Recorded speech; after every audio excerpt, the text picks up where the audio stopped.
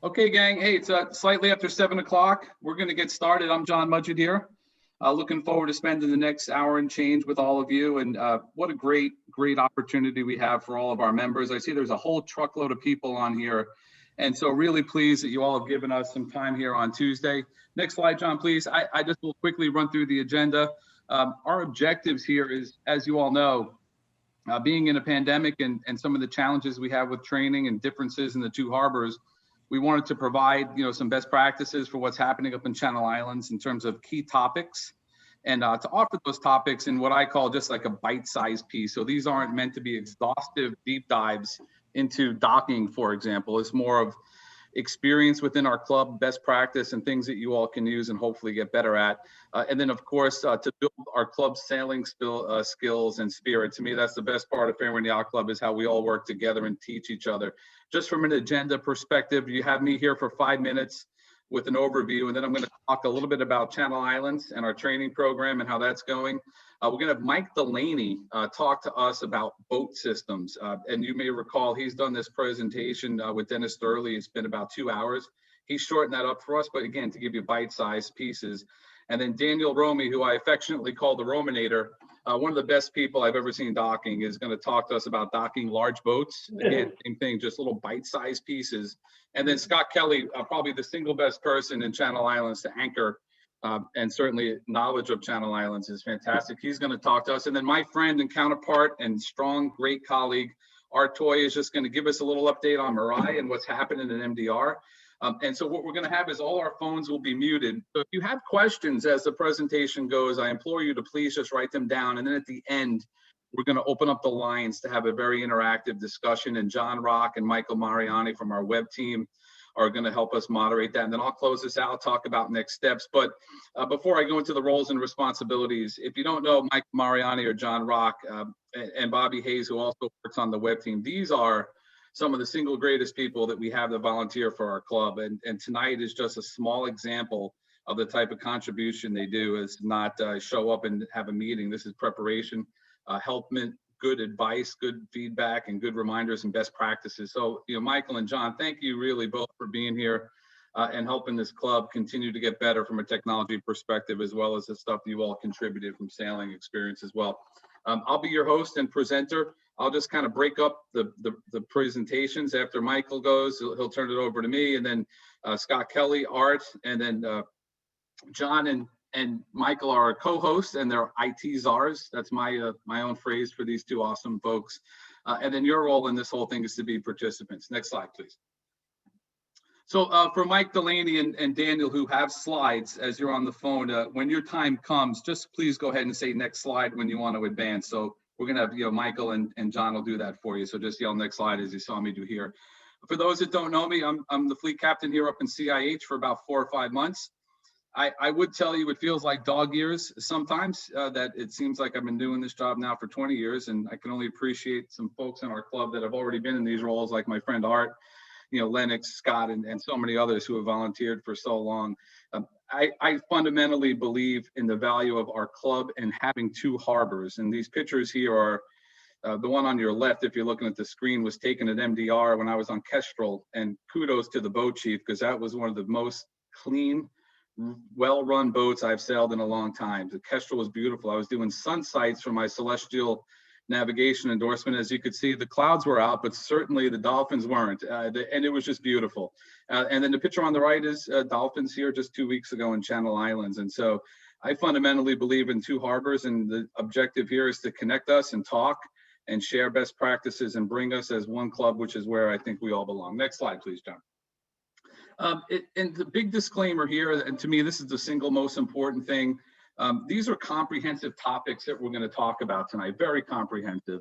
We have certified ASA instructors that are talking about them with huge experience, but nothing here is meant to replace on the water learning and training and practice. So if you see or listen to Scott and he's given a recommendation on, maybe a bow and stern anchor in Channel Islands by turning the boat into the swell, I don't think you're going to get enough here to go ahead and master that skill.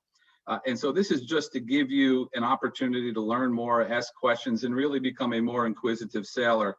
And I always say this to anybody at any time is we need to operate any Fairwind asset with the safety of the boat and our crew as a single primary concern. And so most important thing is to have a plan after you all leave tonight on, hey, that was totally useless, I'll never join that again, or hey, this was pretty cool, I want to go back and learn more, and then connect, with Art and myself, who can connect you to these instructors and people in your own harbor who have expertise if you do like to learn more. Next slide, please.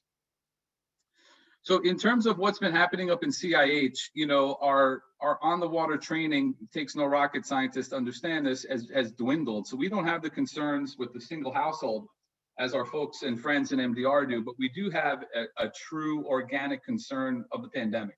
And as a result, our instructors are less willing to do these mass trainings as they have in previous months. And so you can see on Schedule Master, we do have some.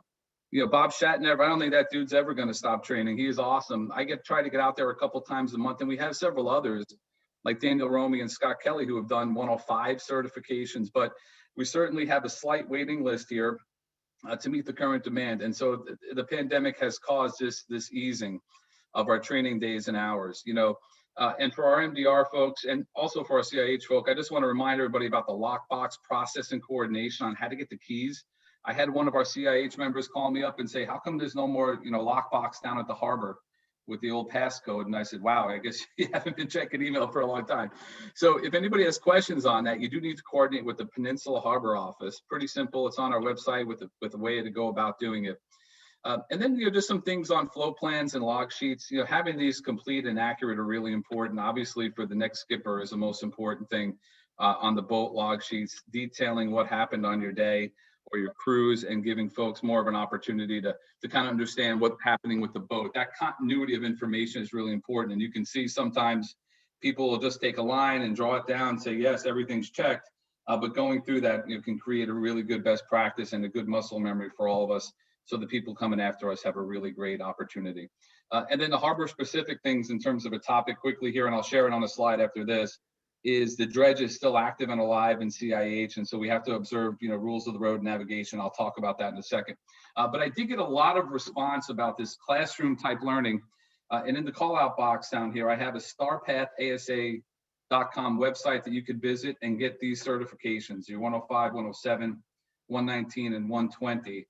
It is a pay for service, and I don't get any kickback from them if you join. I just think it's great, and I've used it myself for 3 of those 4 certifications. So you can still learn skills about sailing and ocean and seamanship while we're kind of in this phase of pandemic now. And then the other thing I recommend on our website actually talks about the California Boater Safety Card experience. There is an age now, and I don't recall what it is. It might be 35 plus and below, that you need to have a California boating card in order to operate any vessel on the water. And that includes, personal devices and jet skis and things of that nature.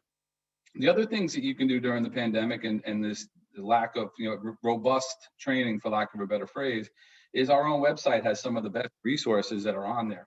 Not to mention our hazardous weather and dinghy management exam. And if you've taken it already, it could always be good to go ahead and rock on a little bit more and learn a little bit more. And then of course, rules of the road is there. So these are things that we can do more of the intellectual theoretical stuff while we're kind of in this phase where we're waiting for more. And I know everybody wants more on the water stuff, but while we're waiting, we could still up our seamanship. So this is a Rule 27. I get geeked out on this kind of stuff, but Mike Delaney taught me a great little way to remember how to operate around the dredge. And that is that no one wants to get blackballed. You have one side with diamonds and one side with balls. Obviously, you avoid the side with the balls and pass on the side with the diamonds. This will be really interesting when you get out here. And as a result, we continue to recommend that you don't sail out of the harbor, even though many of you have such great skill that you don't always need the engine. But we recommend that you go out on engine just in case you have to make a quick maneuver to get out of the way of this thing, because it can be pretty hairy at times. Next slide, please. So a couple last things here, and then I'll turn it over to Mike Delaney, who's just going to blow you away with his extreme knowledge. But the top left, you see a picture here about, this is Mistral, I believe. And this is an experience that all of us have encountered, where you go to the dock and, not only is the cleat hitch not tied all that well, but you kind of see it's not in the Flemish coil. So the question is, there's a safety issue there. There's a seamanship issue there. There's also a dock safety issue there if you're walking by. So what do you do? And there's a couple of ways I've seen people handle something like this. One is to email Lennox, Scott Kelley, and every single person on the harbor committees and say, hey, John Mudgett was down on Mistral and didn't do a Flemish coil. This is terrible for our club. That's one way. The other way is to fix it yourself and give the previous skipper a call and say, hey, Mudge, I was down here today. I noticed, could have been you or somebody on your crew, but you need to check this, and here's why it's important. Then the other thing you can do is to do nothing and just walk by and make a comment to yourself like, oh, look at this, that looks terrible. And so I chose and tend to choose the second option, which is to fix it myself and then give the previous skipper a call, a friendly call, and just to say, hey, listen, buddy, I was down here, this is what I saw, just something to be aware of. And I think that's the best way for all of us to get better, which is to say, hey, we're in this club together, all of us make mistakes, and if you're the skipper and have crew, it's our responsibility to check and see what they're doing to make sure the boats are safe and we have good practices down on the docks. And then the middle and the last side on the right, and then I'm going to shut up and turn it over here. You're probably getting tired of my voice, but pumping out boats is like such a fundamental consideration for everybody. And oftentimes this time of the year in the low cruising season, we come back and boats just stink and people aren't emptying the heads. We have free pump outs in Channel Islands. And so when people come back with the boat not pumped out, just like they come back with the boat slightly below a half, for our next skipper, it's really important to go ahead and be considerate there. Club rules and yada, yada, yada, and all that stuff's important, yes. There is a consideration piece that I think we all just need to think about is to say, if I was taking this boat out tomorrow, would I want to show up and have it just slightly below half and the head and the holding tank filled up to the top and stinking all over the place, or would I want it clean?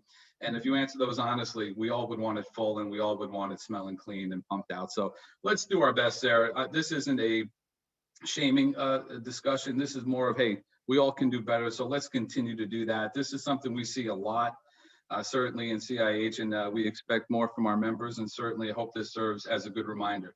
Next slide, John, please. And so at this point, I'm going to turn it over to Mike. As the previous fleet captain, and also, he's had every role probably in this club, and certainly was one of the people that I admired when I joined 7 years ago to the club. Took me out on my evaluation, Sally. He said, hey, John, you're going to have to do a lot of work to get to where you can get to large boats. And I was like, man, this guy's awesome. But he trained me. He took his time to teach me on the small and medium boats. And not only that, has just been a great mentor for me in this fleet captain position. Anytime I need help, he's the first person that will help out. Anytime he has a suggestion, he's very awesome. And you all know Mike, but certainly one of the best people we have anywhere in this club. Mike, I'll turn it over to you and look forward to the next 15 minutes of you sharing your knowledge with us, my man.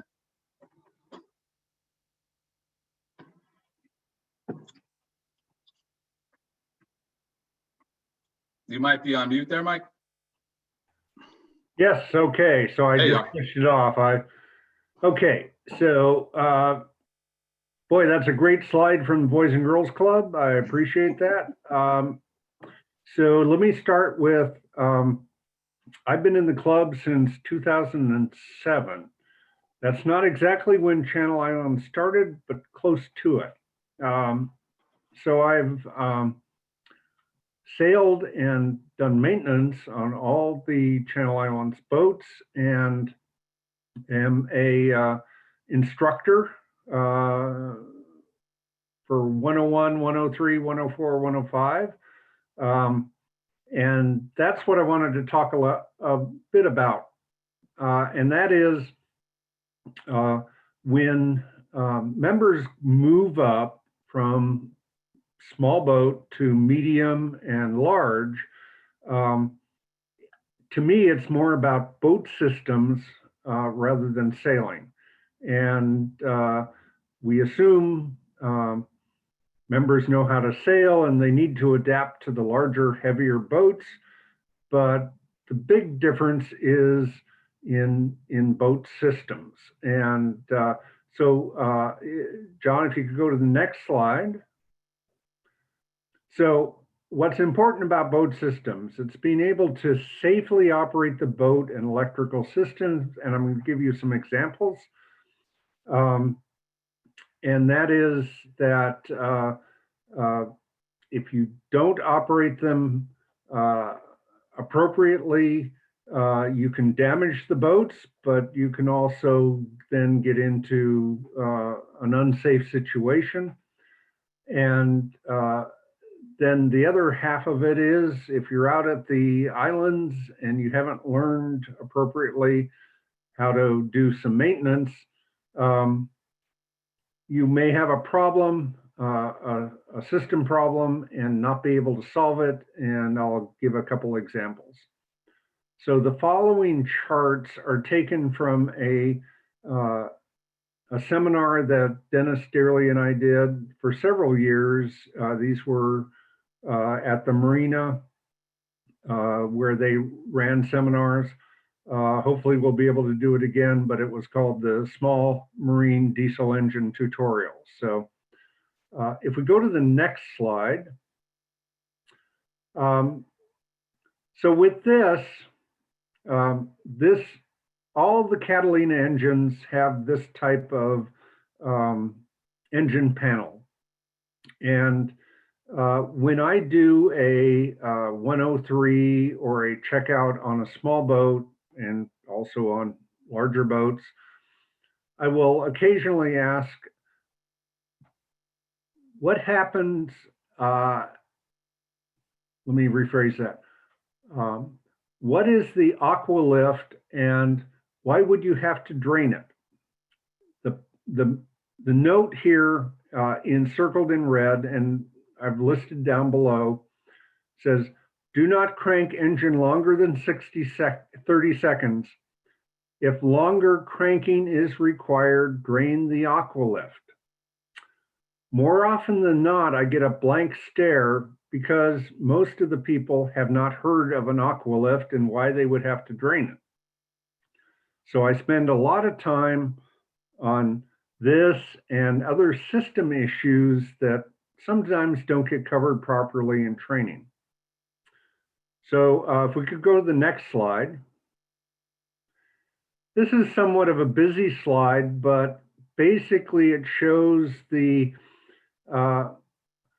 cooling system for our medium and large boats up in Channel Islands, and presumably the same down in Marina del Rey. You have a raw water system, and by raw water, we're talking about salt water that comes in and goes through a strainer, goes through a pump, goes through the heat exchanger, and then flows out where it's injected into the exhaust. We then have a freshwater or antifreeze system that is closed cycle and just circulates and is cooled by the heat exchanger. I'm showing this for a number of reasons. I'll get to the aqua lift in a minute, but one of the problems we have on occasion is overheating on our boats. And that can be for a number of reasons, but if you leaks in the freshwater system or clogs in the raw water system can lead to overheating, which can ruin your whole day, and especially if you're out at the islands. So let's go to the next slide. Well, this shows what an aqua lift is. And the diagram in the lower left shows that raw water is injected into the exhaust, which goes into this box, which, as you see, fills up, and then the pressure of the exhaust will push the water out through the exhaust pipe and off overboard. So exhaust and water flow into the aqua lift. Exhaust gases force the water out.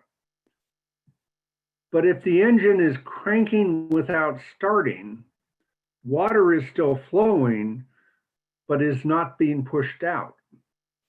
So the reason to drain the aqua lift if there's no starting after 30 seconds is that it can back up all the way into the engine. And we have had at least 4 engines damaged over the years. It's not clear up in Channel Islands. It's not clear how many of them may have been caused by this, but I suspect possibly Angel C because it had a cracked cylinder wall. Let me show you in the diagram or the photos on the right-hand side, there are 3 different types of aqualifts. The top 2 are on Catalinas for the most part, and that's Mark III, Sorella, Islandside, and Angel Sea. The key thing there is that they have a spigot at the bottom. You can see that in the upper right. I don't have access to a cursor, but that's how you drain the aqualift.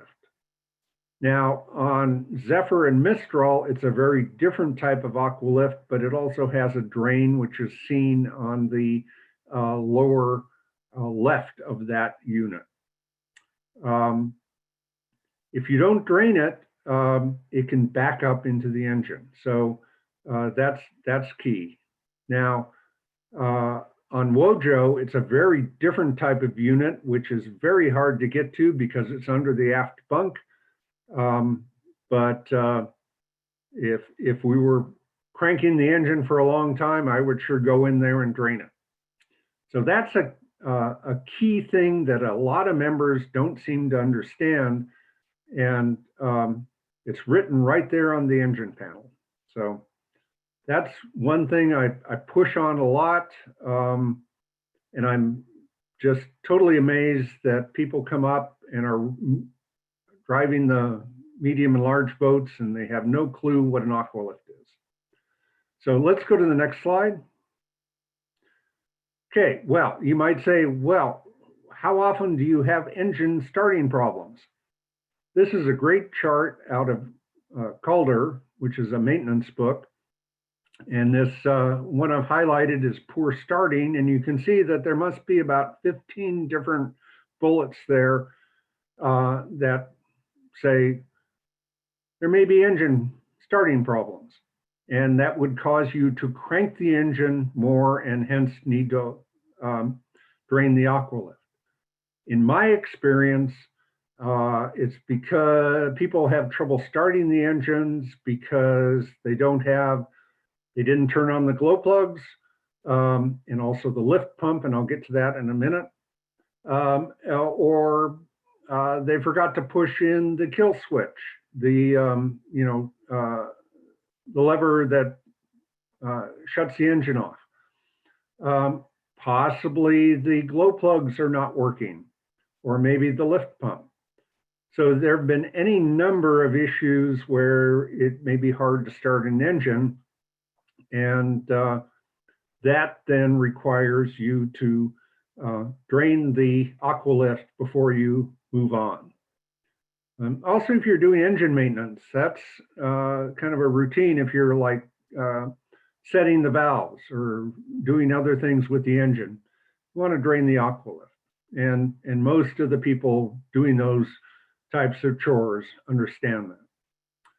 Let's go to the next slide. So this is the back of a Universal M25 XP. This engine is in Mark III, Sorella, Islandside. I think it's in the 28s down in Marina del Rey. This is the back of it. The engine is more to the right-hand side, but there's a couple key things here, and these are things that can cause the engine not to start. First off on the top is the glow plug solenoid. It's basically a high current switch that is turned on from the key. It then dumps current into the glow plugs to preheat before you start the engine. It takes a 12-volt signal from the engine panel, the same one we saw earlier. If it's not connected, it's not going to work. One of the things with these engines is there's lots of vibrations and sometimes connectors come undone. Similarly, just below that, the lift pump, it's an electric pump. which on the Westerbeeks and the Universals, you don't have that on the Yanmars. If it's not plugged in, it's not going to work.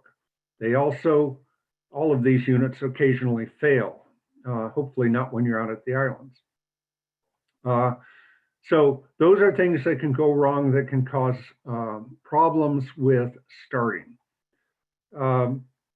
Another interesting thing that I find is that these engines have a breaker. This breaker feeds the engine panel. So if you were to turn on the key and it's dead silence, well, that's one place you'd look. It's an easy reset button. Sometimes it's on the front, sometimes it's on the back. I will tell you the one situation I am aware of is one of our boats was towed back from Santa Cruz Island because the skipper and crew did not know they could push that reset button and start the engine. What caused it to pop is a whole nother story, but we'll get to that another time. The other thing I'll point out on the bottom is the heat exchanger, and I'll come back to that in a minute. So can we go to the next slide? This is actually the same slide we saw before, and I have a red arrow pointing to the raw water pump. And that is important because it has a impeller in it that can be serviced. If the water intake is not open, either because somebody forgot to open it or it gets clogged by seaweed, for example, it won't take long before that raw water impeller, and I'll show a picture of it in a minute, basically disintegrates. And the pieces thereof then go into the heat exchanger. So that has happened. I've seen a number of cases of that.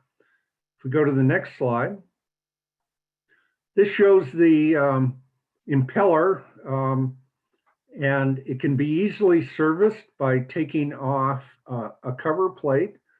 Although if you look at Wojo and the arrow is pointing towards the water, it can be challenging to get to. Any skipper cruising should really know how to change that on the boat and how to remove pieces from the heat exchanger. Basically, the side of the heat exchanger can be removed and pieces taken out. Those pieces can reduce water flow. So let's go to the next slide. Just a quick thing on engine alarms. Please don't ignore them. I've seen people do that. There's oil pressure alarms, over temperature alarms. On one of our boats, we have a water flow alarm. I think Marina Del Rey may have more of these. It's important to understand those alarms and basically if you get an oil pressure or over temperature alarm, shut the engine down, anchor or whatever, and look into the problem. Next slide.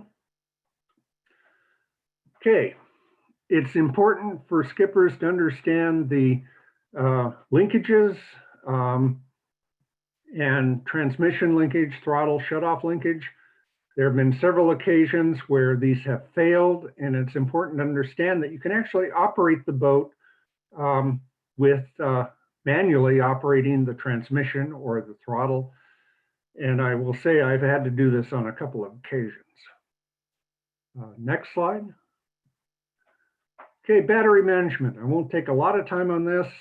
It's important when you're cruising to know that you have engine batteries and house batteries to keep them separate. One key thing that a lot of people don't understand is that you never switch off the battery, turning it to the off position when the engine is running, because it can damage the diodes in the alternator. Understanding how your batteries and the chargers and alternator are working is important, especially when you're cruising. Next slide. Well, that's it. It's a quick summary. Boat systems, basic repairs can make your cruising a lot safer and more enjoyable. And this is just a couple charts from a whole lot of charts that Dennis and I put together. Hopefully we'll be able to do that small marine diesel engine tutorial later this year. Thank you.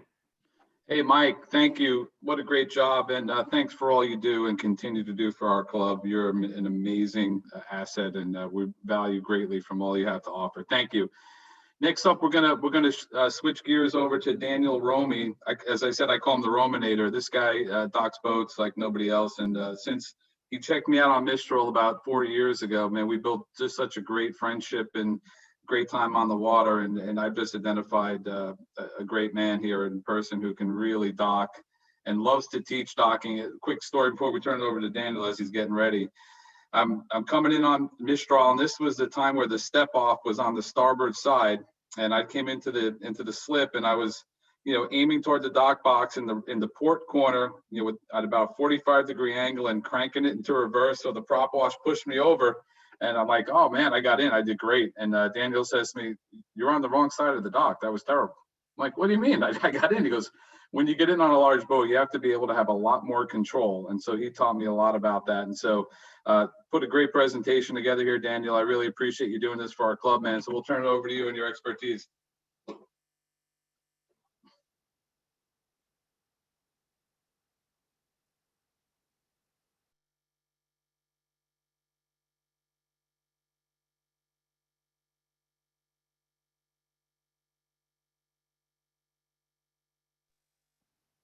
You on mute, man?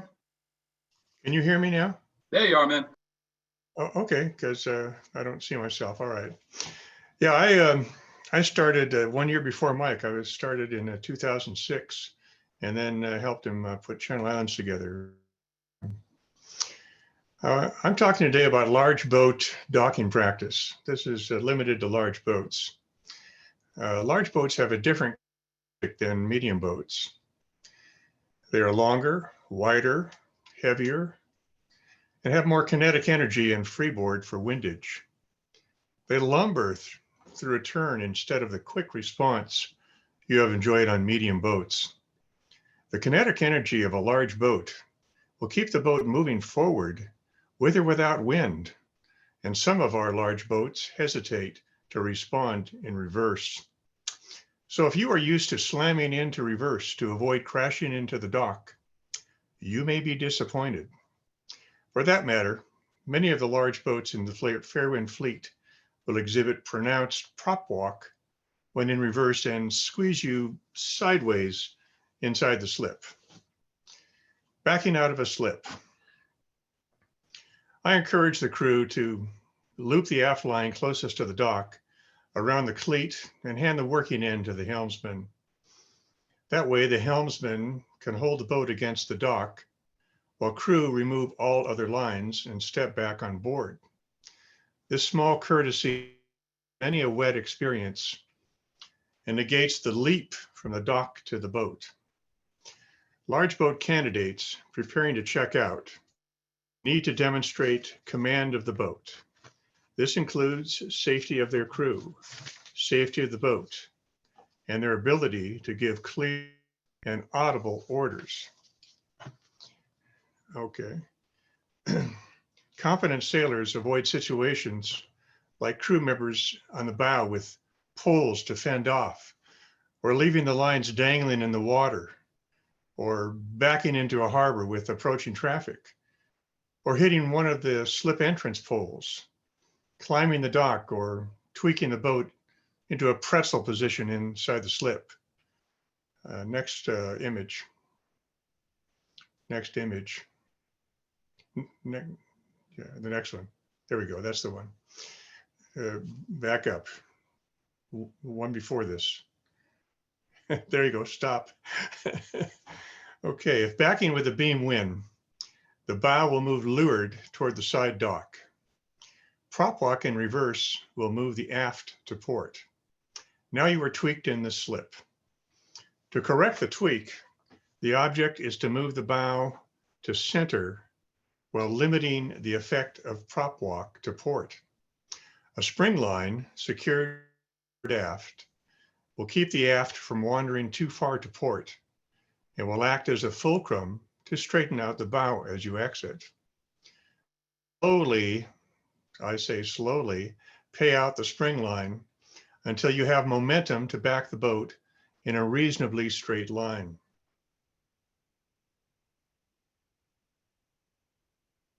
Which is limited by the spring line. The fulcrum aft will draw out toward the center, regardless of whether the wind is starboard or port. If the wind is blowing on your bow, you will still encounter prop walk to port. If you can manage to back the boat halfway out of the slip before the bow snuggles up to the side dock, the most effective way to extricate yourself is to center the bow, then reverse. To center the bow, however, requires a new skill. Next image. If backing with a beam wind, the bow will move leeward toward the side dock. Prop walk in reverse will move the aft to port. Now you are tweaked in the slip. To correct the tweak, the object is to move the bow to center while limiting the effect of the prop walk to port. Did I just cover this? Yeah. Okay.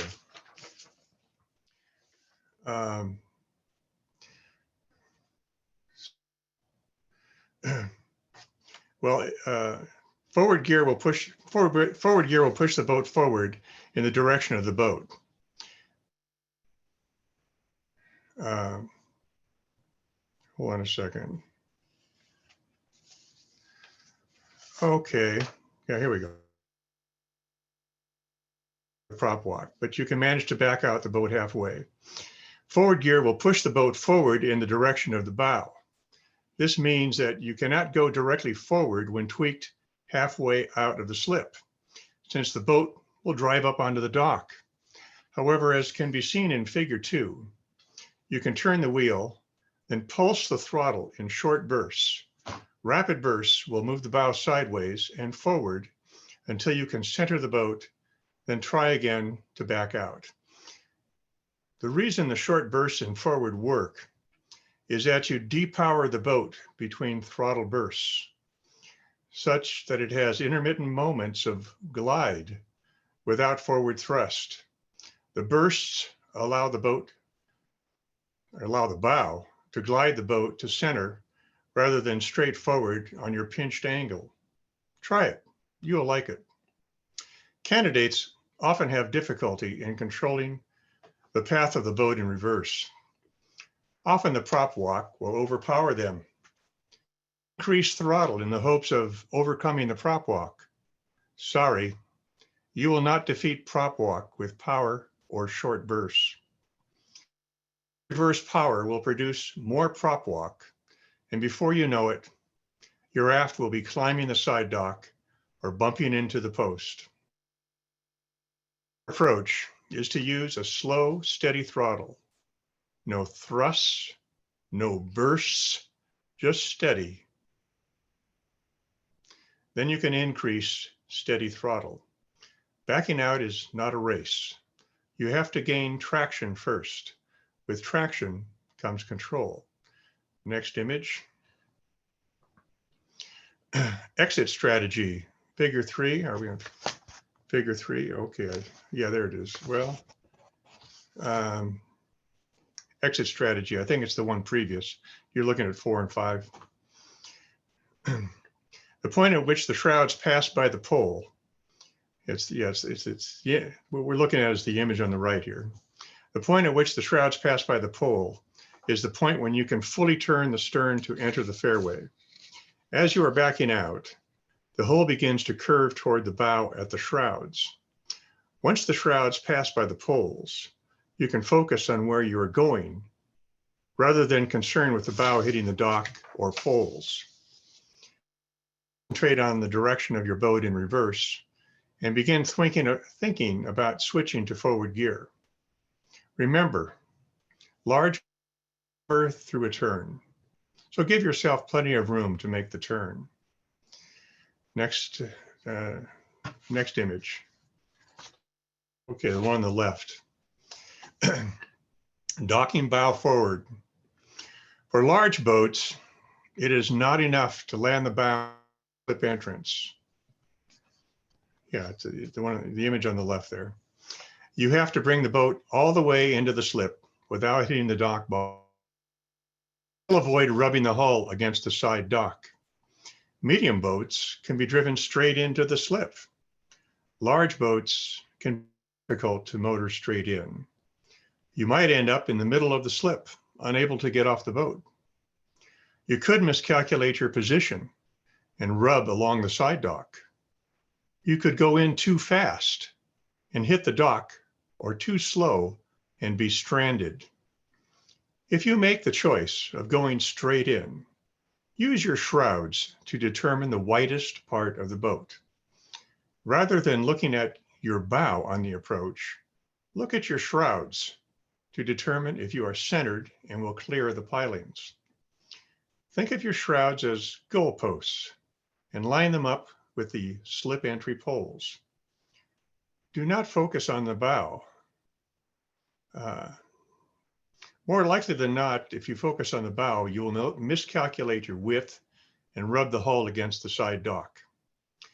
I caution you that wind can wreak havoc with the straight-in approach. With wind, you will need a higher level of certainty entering the slip. You will need an approach to both harness the wind and harness the kinetic energy of your large boat. See the next figure. Okay, that would be, no, I'm sorry, I didn't mean you to turn it. Yeah, there we go, the one on the right. I have developed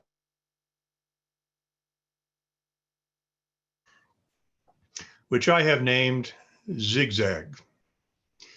You slither into the slip like a snake.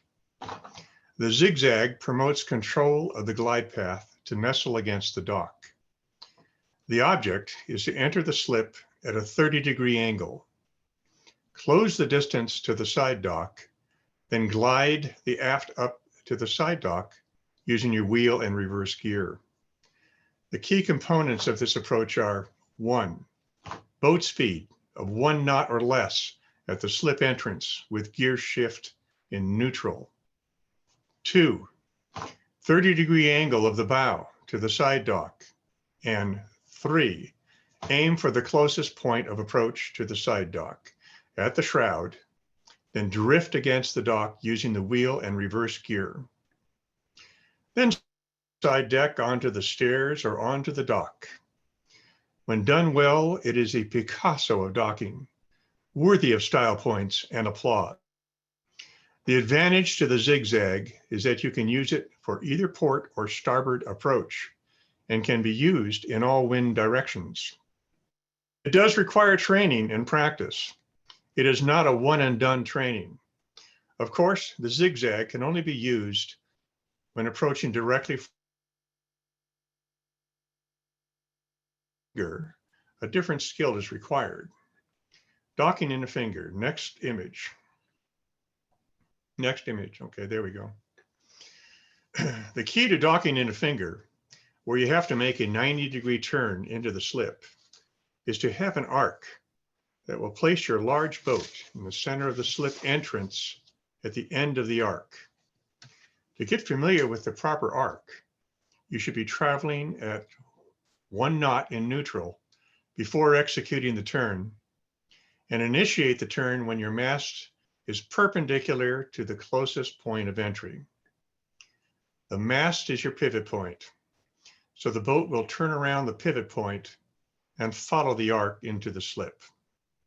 The whole purpose of this crutch is to get you familiar with the arc of your boat, so in the future, you will not have to rely on the observation of the mast and the slip.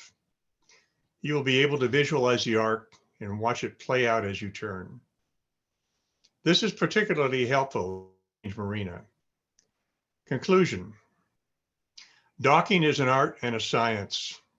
It can be a thing of beauty when done well, and give or foreign ports. Backing out of a slip requires centering the bow. Docking, slip size, and fairway or finger. Having the boat in neutral when you enter avoids excessive speed and promotes a more responsive turn and glide path. Whether heading in, using the zigzag, or the massed visualization, the object is to avoid collision and dock safely.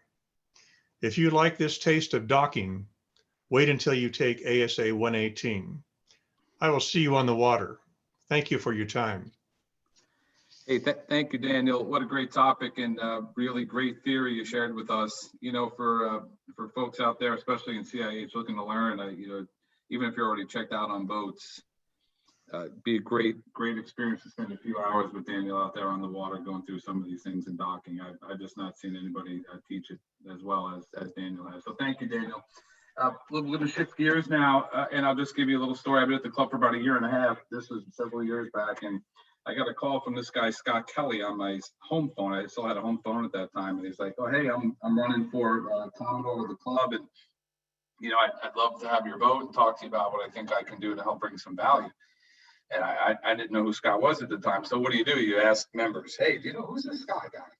And across the board, from that moment and since that time, Scott's reputation for being amazing at anchoring is just off the charts. Not only that, but his knowledge of Channel Islands, the islands themselves, is just amazing. And he'll share stories, but he's been going out there years and years ago and has just a great knowledge of it. And so we've asked him to kind of talk a little bit about some of the things that he does and some things that he thinks about when he's going to drop anchors. And there's so many best practices, and you could see his designations here on the screen. 201 all the way up to 218. He has a 206, one of very few people in the club to actually hold that. And so, Scott, we're delighted to have you here, man, and look forward to your talk here, buddy.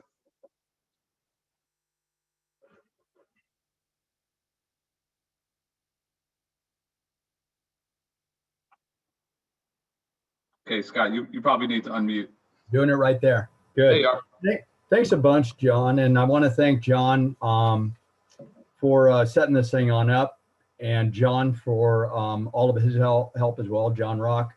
And great presentation by Mike Delaney as always. And Dan, great. I learned some tidbits from you as well. Thanks. I was asked to do the anchoring portion of this. I've been in it for a long time. I got a Islander 30. I bought an Islander 30 back in 1985 when I moved back to the States.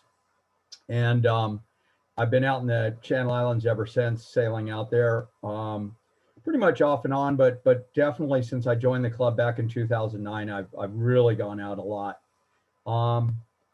And so when I approach this thing, I do a lot of anchoring practices, especially when I'm doing my 104 checkouts. I think a lot of people that are attending today or tonight have been with me when we've done that, or they've witnessed it.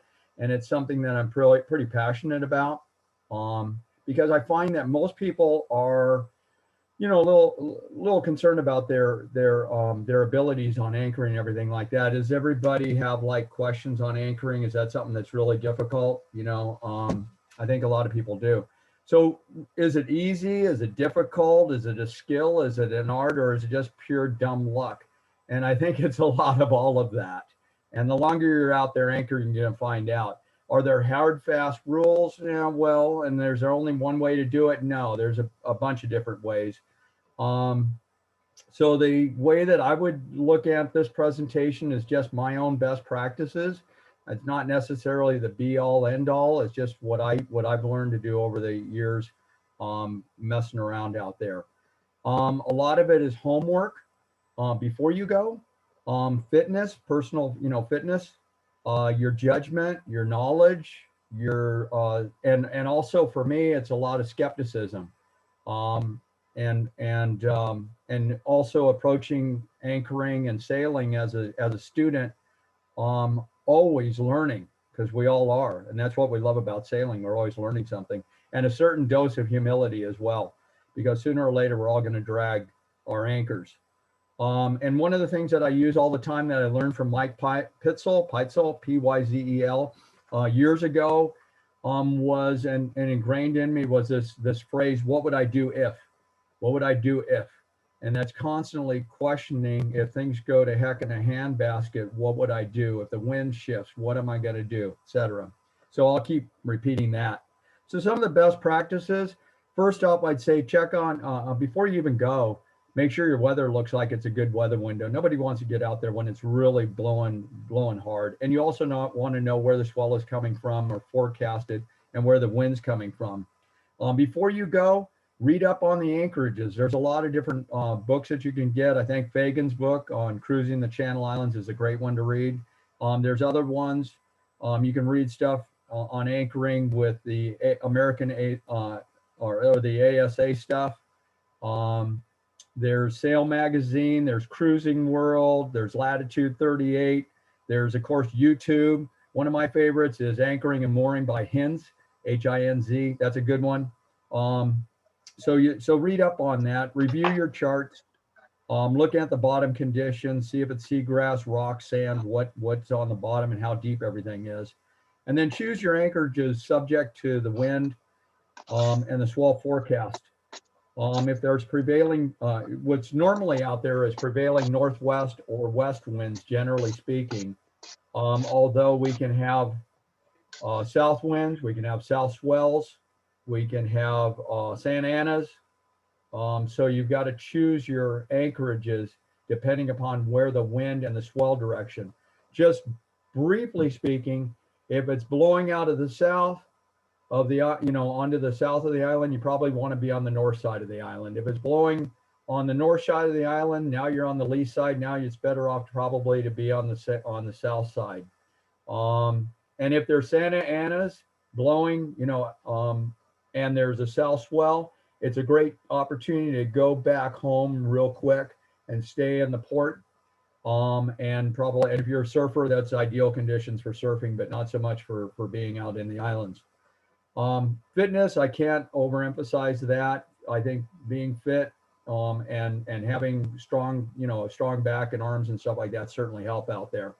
And gear. If you've got some good gear that you're utilizing in addition to what you have in the club, on our boats, and that's good to have. All right, the day of, when you're leaving, leave early, arrive early, and anchor early. It's better to get into those anchorages before the wind picks up after 2 o'clock. At least in our northern Channel Islands, that's what I'm talking about right now.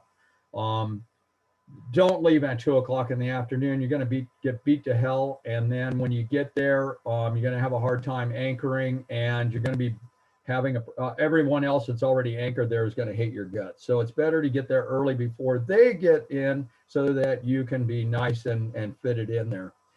Judge, when you get into the anchorage, judge it for if the wind and swell is what you anticipated. And if it's not, and it doesn't look good, make a decision and go someplace else where it is better. And if it all looks like it's not all that good, don't be afraid to chicken out and go back home. And if it doesn't look good before you even leave, don't be afraid to chicken out either. It's better to go ahead and not go out in those conditions than it is to get out there. Trust me, I've been out there when I shouldn't have been, or when it changed. I don't like to anchor too close to shore. I like to leave leeway. I know a lot of people like to go ahead and get as close to the beach as possible. I don't like that, especially at night, because I want to have some distance. So I try not to anchor too close to shore. I don't like to anchor close to others either. And others don't like me anchoring close to them either. So try to give a good amount of distance if you can. I try not to anchor in over 40 feet. With our boats, we just don't have enough scope that if it starts blowing really hard, that's going to hang in there. So I try not to go over 40 feet. I use the bow and stern anchors both when possible or when it's appropriate. I like having both. I don't like to use lunch hooks. I anchor as if I mean it, even if I'm only staying a few hours, because conditions can change quickly out there, and you can be wishing you had had a bigger anchor and you had let a lot more out, because things change quickly out there. Set your anchor well, make sure it's good and stuck in. And then I usually like to pull it in a little bit just to make sure that's pulling my boat and that it's actually stuck, particularly in places like Prisoners Harbor, which anybody that's been out there will attest to. There's a lot of seagrass out there, and you can think you're good and stuck, and then you'll find out you're drifting. Triangulate with your compass. Make sure that you're not moving. Set your anchor alarm if you're so inclined. Lots of scope. Use a lot of scope. When in doubt, let it out. When in doubt, let it out. Let more out. Get more scope out there. And I always like to be skeptical, even when I think I've got it really set really well, and I think everything is just great. I still like to think, you know what? What would happen if it still drags? What would I do if the wind changes? What if the swell changes where I'm at? How would I get out? Now, the guy that just came on in, he's really close to me. What am I going to do if he starts drifting into me? Start thinking, what would I do if ... question mark. When I'm anchored, I never leave the boat without someone who can start the motor and re-anchor. If I don't have somebody on board that I can trust, that I believe is a good second mate or first mate who could start the engine and get that anchor up and move if he needs to, then guess what? I'm the skipper. I got to stay with the boat. Even if everybody's going in hiking and everything like that, I ain't leaving the boat. And many, many times I haven't left the boat. The boat belongs to, I'm responsible. So I got to stay put. It's too often that everybody leaves the boat, especially after anchoring, and the boat drifts. And that's a recipe for disaster. Stay with your boat, or else have somebody on there that you absolutely know could do the job if they need to. Monitor the weather channels, and hey, listen to them. If something's changing, then you want to know about it early. So if they start saying that things have changed and you may need to get out of there while there's still some light, and head to the next place. You don't want to do it in the middle of the night if you can help it. Overnight, all right, if you're staying overnight, monitor the weather channels. Again, listen to them.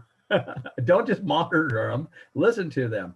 And the last thing before you go to bed, the last thing before you put your head on the pillow, listen to the whole doggone thing and listen to it before you go to bed. If you got any questions, whether or not it's safe or whatever, if the wind starts picking up, consider putting on an anchor watch. It's not that hard to do. Usually what I do, and these guys will all, that have gone out with me will attest to it. Basically write down 1, 2, 3, 4, 5, 6, depending upon how many people you got on board. Slips of paper, put it into a hat, have each person pull it out, and then you have your shift numbers. One would be from 10 to midnight. Next one would be midnight to 2 or 1:30 or something like that. Distribute it to the amount of people that you think that would be able to, be a good watch, and then have them pull it up individually. That way there's no favoritism. Nobody wants to get that middle of the night shift, but if you pull that number, that's yours. I allow people to go ahead and trade if they want to with each other. Otherwise you're stuck with the one that you pulled, and they're there to stay awake during their watch. It sounds worse than it really is. Being out there for an hour and a half, watching the conditions and seeing the beautiful stars and everything like that, with a good hot cup of coffee or tea and reading a magazine or a book or whatever isn't as bad as it sounds. If the conditions change, you want to get out early, or at least make decisions. You're the skipper, you got to make a decision. And if you have to, and there's no choice as skipper, you may have to stay up all night if it's warranted. You can catch up on your sleep when you get back. It's just what things happen. I would discuss a lot of this with the crew. I like to keep my crew informed, or at least let them know what I'm thinking, so that they don't get freaked out. And I'm saying, this is what we're going to do, and this is what we would do if it happened. Always ask yourself, what am I going to do if this happens? Let the crew know what your plans are, so they're not thinking to themselves, this guy hasn't even figured out what he's going to do if things go to hell. And always be skeptical. Be skeptical. Always go ahead and say, well, you know what? I'm not exactly sure what this anchor is anchored in. I'm hoping it's in good and tight. Having said that, I'm a swimmer. I'm a diver. I like to go ahead and dive my anchor. I like to go see what it's in. And I'm more than one occasion, I've lifted up the anchor and moved it to someplace that was, I think, better. Not very far, of course, but I've lifted it up and put it into areas where I know it's not going to move. And if you're strong enough, you're fit enough, you're comfortable with it, go ahead and dive it. If you start dragging, let out all your scope, throw it all out. Throw a second anchor. If there's another one available, throw a second anchor out. If it's blowing really hard and you're on the lee shore, you may need to yank out your stern anchor and use that one, to go ahead and have a second anchor. When you're leaving anchor, check the engine systems. Michael attests to this. Check your engine systems, check your oil, open the dang thing up, check your water filter out, start the engine, make sure you haven't got water spitting all over the place or that it doesn't start at all before you take the anchor up. Because once you got the anchor up, you don't want to be floating around. So if there's a problem with the anchor, let's fix it while it's good and solidly anchored. Don't wrap the rope around the prop. That's not good for them. And always move the boat to the anchor. Don't pull the boat with the windlass because you're going to damage the windlass or you're going to tax it or you're going to throw it's better to move the boat rather than pull it with your windlass. So here's a few best practices that I use. When I'm out there, of course, there's a lot more to anchoring than just what I described in 15 minutes or 16 minutes, whatever it's been. By all means, if you want to discuss this with me, give me a call. I'd love to discuss it. I love all things about sailing. So hit me up. And I hope everybody has a great evening. Hey, Scott. Thanks, John. Thank you, man. That was awesome. And Scott, to you, Mike, and Daniel, my apologies for being incredibly unfair, for giving you these incredibly complex topics and just sharing 15 minutes. I think as you and I talked about, you could have spent a 2-day seminar on some of these things, but I think the information you all gave was just spot on and just gave us enough little bite-sized best practices, which is exactly what we wanted. Hey, folks, we're almost done here. We have one more fantastic person to speak, and then we're going to go to Q&A.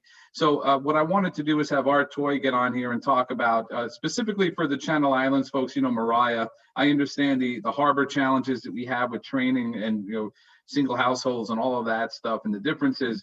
But certainly, one thing I was so impressed with Art about 2 years ago, he ran those 114 certifications, put so much time and effort into it for not MDR, but for the entire club. I know there's dozens of people in CIH that are checked out on the, or their ASA 114 and look forward to training on Mariah when we can do it again. So I'm excited to hear about that, Art. And then I have just complete respect and admiration for you as a colleague. Anything else you want to share about MDR? And then I'll come back on and then we'll just get into a great Q&A session and we'll call it a night. Art, we'll turn it over to you, man. Hey, thank you. So first off, can you turn off the John Rock sharing screen? And thank you. And I'm going to share one of my own screens. If you could enable my sharing.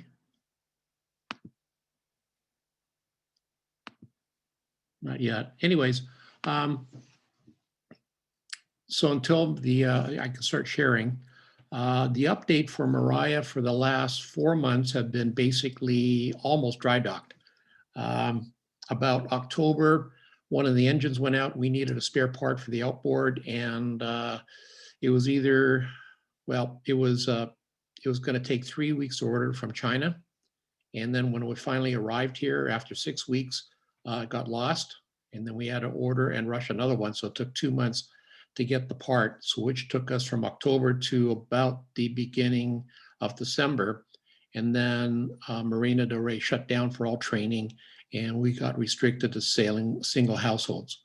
So the ones who were already checked out on Mariah were able to go out, and then the others, we couldn't train anybody, nobody else could get checked out. Also, it was really unfortunate with the COVID this year that we couldn't get more of you guys from Channel Islands down here to get trained. I was with Scott Kelley last year, the year before last, actually 2 years ago, and we were planning to, have open houses, invite people down, go out for day sales, weekend, Saturday sailing, and then try to get you guys down here, because I know a lot of you guys were interested in training on Mariah down here. What I do have to say about the training is that it is very different from a monohull. Like we talk about docking, and using dual engines is way different from docking a monohull. So I'll just leave it at that, because it's going to take a lot more time. When you can demonstrate all the docking skills, you get the pass. The sailing skills is not that. You can do that in a day or two. But just like in all the large boats in Channel Islands, it's all about trying to dock the bloody thing. Let me see. Oh, I'm able to share screen now. So I guess 2 weeks ago, it went on a cruise. It came back, and it went up on dry dock because we developed a leak in the boat. Let's see. And oh no, I don't want that one. And so it went up. It got up on the hard for bottom painting. We changed a couple of through holes where the water was leaking out. And so here it is up on the hard. And after a week, you can kind of see that it's got new bottom paint, and it's all shiny. It got polished, and we replaced the through holes. You guys can see this? You guys don't have to tell me. Anyways, that's it going back in the water. That's about 5 minutes of video condensed in about 30 seconds.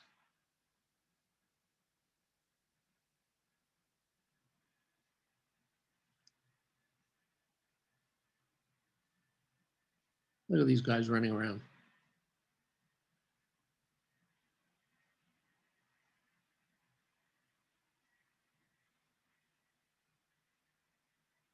So anyways, that's the video. That's what I wanted to share. Other than that, Mariah is back in the water. Hopefully we are, once they haven't not lifted the stay-at-home order we talked to Beaches and Harbor. We don't have an update yet from them, but they'll let us know when we can start relaxing our restrictions. And hopefully we can get back to at least sailing with multiple households, and also get back to doing some training on our boats. So that's about it. We haven't trained very much down in Marina Del Rey because of the lockdown since the beginning of December. Because just as a review, we're only allowed to sail with single households on any of the medium, small, or large boats. And also, we've agreed to also comply with leaving the boat, vacant. So if you sail one day, it has to be vacant the next day for any COVID viruses to dissipate before it's allowed to sail again. So, you can't sail the day before or the day after. So, to give it a day of rest. Hopefully this will be able to be loosened up within, the next week or so, or 2 weeks, hopefully. Anyways, that's my report. If you have any questions for me, feel free to ask during the Q&A. Thanks, Art. And thanks for being. I lost you. You're muted.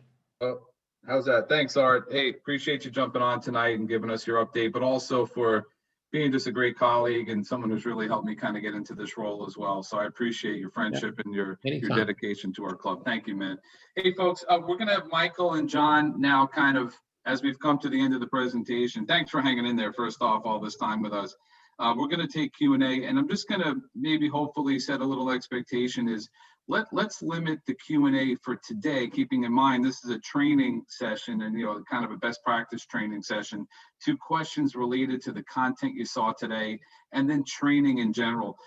Let's avoid club related issues, differences in how the two harbors are managing things, like those types of things. Let's leave those for your port committee meetings and our club-wide meetings that, Lennox and team put on every single quarter, and Scott and everybody. So let's leave those off to the side and just focus on, training questions today. And delighted that John and Michael are going to help us do this, because I would have no idea how to entertain questions from people in this format. So John and Michael, I'll turn it over to you, man, to kind of help us through here. Thank you.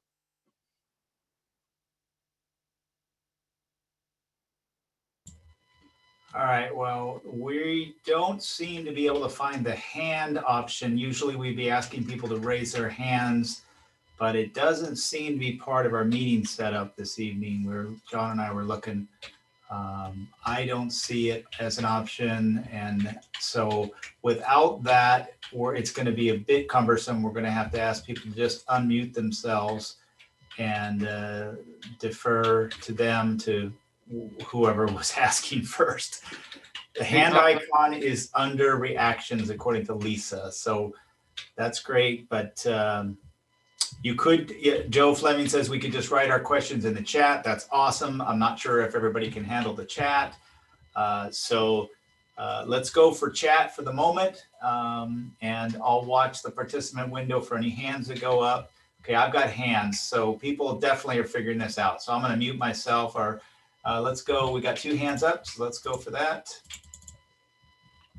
And I'm going to go with Ron.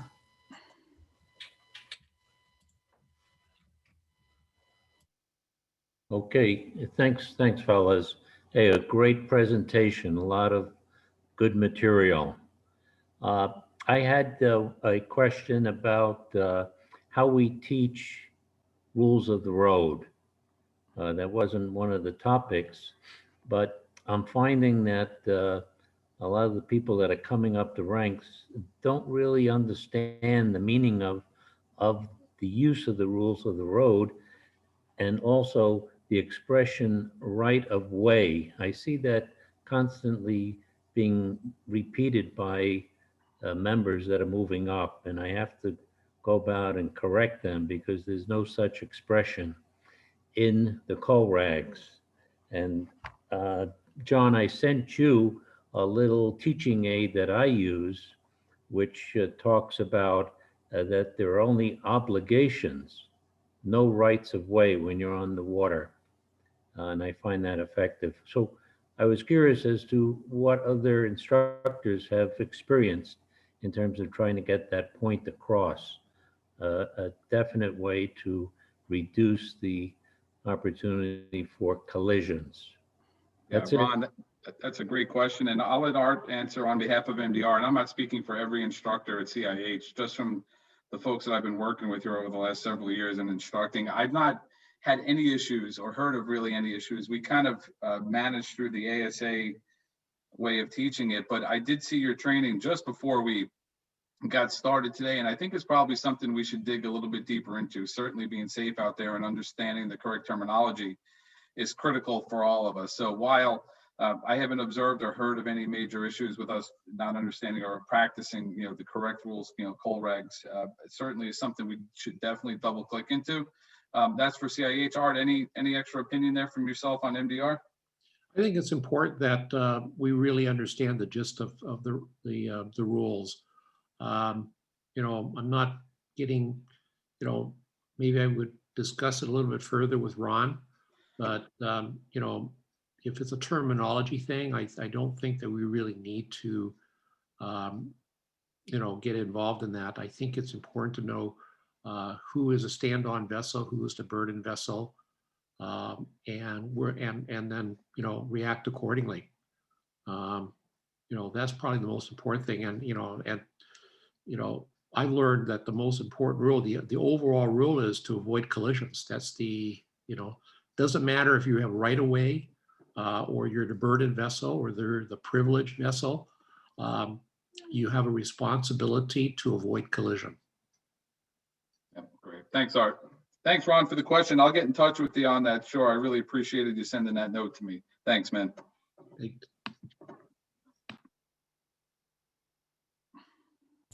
All right, so we've got a question in the chat from Aaron Price. What is the club policy on keeping, it's addressed to Scott.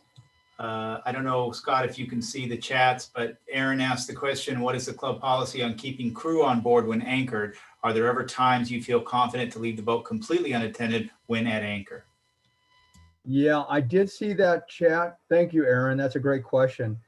To the best of my knowledge, I have never seen a hard, fast, written club policy on leaving, or always having someone on board, leaving a boat unattended. Having said that, I gave my best practices as a club member. Yes, I am port captain, but when I'm not port captain, I'm a member, a cruising member. So from that aspect, we all have our own judgments, and mine is hard and fast that I don't want to be off that boat unless I have somebody else that I believe can go ahead and take over for me. Has it ever happened before? Sure. But more times than not, I err on the side of not leaving the boat. And I'm pretty strong on that. Unless I have somebody else on board that I know and I trust and I know that they could do that. And I think that's really quickly is I think it's a good idea to have a good first mate that's on board, that you believe that can do that. If you don't, then maybe you should train somebody while you're out there so that you feel confident enough so that if you want to go diving or if you want to go, supping around or something like that. And then the other thing, if you are supping or that sort of thing, stay close enough to the boat that you can see conditions change and get back to the boat. I hope that helped. Ron Mudgett, do you want to address Edward Beckford, his question there about the 104? Sure. Yeah. Thanks, Edward, for the question, man. Appreciate you reaching out. Best person in each harbor, in my opinion, would always be the fleet captains, which is, myself and CIH and Art Toy and MDR. And as you kind of know that we've been communicating, inconsistent lockstep, if you will, with kind of ASA guidance. Our club has suspended all ASA 104 cruises, certainly in Channel Islands, until further notice. And there's a reason for that. I think you can appreciate, I think we all can, until we can get this pandemic under control. The proximity and the engagement and the instructors and how close they are to, crew members and certain people outside of, their own comfort zone, for lack of a better phrase, has caused us to suspend them. I will tell you that our club, certainly in CIH, has complete intention on resuming them as soon as we can. It's an important thing for all of us to get good at. And I know there's been many people who are waiting. So the short answer is the fleet captains are your best bet. CIH is on a pause, consistent with ASA recommendations. Art, anything you want to add on from an MDR perspective? Not really. At this point, we're not doing any kind of training. We did have one 104 checkout.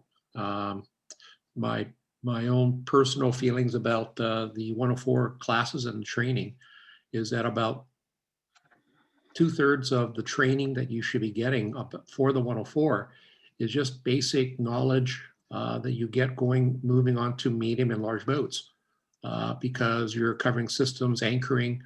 Anchoring is part of just getting a checkout on the medium-sized boats. So you can actually do your 104 training by just downloading the curriculum and just going out and practicing all the things that are on there, or asking an instructor to, well, Scott, take me out and show me some things on anchoring. Let's do this. Let's docking. There's really, really basic stuff. Springing off a dock, you're going to need to know that how to, whenever you do a pump out or buy fuel. You need to know your different ways of doing it. The 104 is a checkout. Yes, we do train specifically to the 104, but like 2 years ago, I said, you can write your 104 written and then get all your training from all the other guys without calling it a 104. And then when you're ready, go up to a 204 instructor and ask them if they'll take you out on a weekend cruise. Now, you should also have at least 2 or 3 cruises on your belt before you do a checkout, because it's not something that, oh, I'm going to get my 104, let's go for a weekend cruise. It's not that. You need to have the time and experience on the water, on the cruising, on the anchoring, sailing across to Channel Islands or Catalina a couple times. and doing all that stuff and planning the trip before you actually start going, getting ready for the checkout. All the stuff can be learned before you actually go on a 104 cruise. Anyways, getting off my high horse again. Go ahead. I was just saying thank you. Great information. So next. Let me add A question from Joe Fleming. Can I add just one more thing about the anchoring? Last year, the Marina del Rey channel actually had about 3 accidents over in Catalina, all experienced, crew, skippers. One actually was from anchoring the boat in 2 harbors, and then they went ashore, or they went kayaking, and the anchor dragged and the boat went on the rocks, and that was about $1,500 worth of damage that the skipper paid for. And we had one skipper who wasn't navigating, didn't read the charts, went into Cherry Cove and hit a rock. And I think there was something else that, some silly stuff that was going on too. And part of it, I think, was because of COVID, not the illness, but because people are not sailing and they're rusty. And they think they remember everything, and they're rusty, and they're excited to get back on the water, and they just miss stuff. So, we got to be careful out there. You got to realize that if you haven't been sailing for 3, 4, 6 months, you need a refresher. You need to go out with somebody, other guys who've been going out, and just, get the rust off before you go out, and doing stuff yourself again. And the first couple of times you go back out in the water, do it a little slower and plan everything. You got to be careful doing this stuff. Anyways, back to you guys. All right, so we have a question again addressed to Scott from Joe Fleming. Scott, what is your preferred way to set a stern anchor? That's a really good question, Joe. And a lot, and just like I said before, there's no hard, fast, rule. Depends upon your situation, everything like that. Personally, I think I probably go ahead and drop my bow anchor first, and then reverse back, letting out all my rode.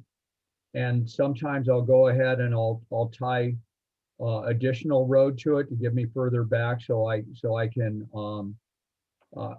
have plenty of stern rode as well.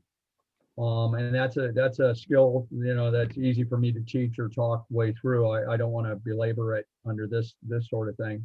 And then I'll drop my stern anchor, and then motor forward, taking in my bow anchor while I'm letting my stern anchor out. And I'll try to achieve a 7-to-1, at least a 7-to-1 on the bow anchor, and at least 4 or 5 on the stern anchor. So that's the way I do it. Sometimes I'll also go ahead and drop my stern anchor first. I'll motor in, and then if it's shallower, and then drop my stern, and then motor forward into the wind. If it's blowing really hard on your bow, I think it's easier to motor forward, letting out your stern anchor, and take it all the way out, plus having an extra rode tied to it. Usually I tie 2 bowlines together very tight with a couple of half hitches, and tape and glue and everything to make sure it doesn't come apart, and let it out, and then drop my bow anchor and pull it down in. Again, that's a preference. Another way is to go out on your dinghy and let out. I know Mike Delaney does that a lot. He'll get the dinghy down and drop his stern anchor that way. That works pretty good if it's pretty calm, but if it's windier than heck or swelly, then that way doesn't work. So you have to judge, what the conditions are and everything like that. I hope that answers the question. If not, by all means, give me a call and we can discuss it. And I can go into more detail. I just don't want to take up too much time. And Art, the only thing I echo Art with, this COVID thing will end one day. And when we do, we'll go back to club cruises. And I'll tell you, you can gain a lot of experience on the club cruises because the skippers are really knowledgeable, and you can learn a lot about anchoring and being out the islands on our club cruises, and they're awesome anyway. And one thing that I will say that differs from Marina del Rey approach to at least my approach and Channel Islands is that I do training. And I do a fair amount. I do a lot of training for people who are doing the 104s with me. It's not just a checkout. It's not just a weekend. I'm very comprehensive. So any of the people who have done the 104s, reach out to them and get an idea of what I cover. I'm very passionate, and I like people to know what they're doing out there, so that they're good and safe. That's it. Thank you. Hey, thanks, Scott. And Michael and John, thank you. I know we're at the end here. And just, next slide, if you could, just to close us out, I wanted to thank everybody, to volunteer an hour and a half of your time on a Tuesday night is pretty awesome. Thank you for giving it to us and spending time with us. And to our presenters, Art, Daniel, Scott, and Michael Delaney, thank you for sharing your expertise so selflessly with the club. I mean, just on the feedback I've got in the private chats and on my cell phone and email, this was a huge success. And it was because of how you all organize your thinking and getting the presentation together. And so I think as a next step, I'll figure out how to get this recording over to John and Michael, and they'll post it up on our website somewhere. We could share it, you could refer back to it, and then I think we'll probably do more of these just based on how people are feeling already. This was a lot of fun. Thank you for it. And final thanks to Michael and John from their technology expertise, our web team, just to help get this whole thing set up with the presentations and the slides and the muting and the unmute. It was just awesome. You are a fantastic group of folks. So I really appreciate it. And by the way, before I do hang up, I want to say John Rock is not only awesome at web stuff and technology, but he's a great trainer. I know he's not training anymore because of his professional commitments, but he trained me on Sorella about 4 years ago. And I remember we were heading in the wind to drop the sail, and when I was going fast, he goes, "Why are you going so fast? You could take your time as long as the bow's in the wind. That's all you need to worry about." And it stuck with me forever. So great sailor as well. So thank you all for being here. Have a great night. We'll talk to you all soon. Take care.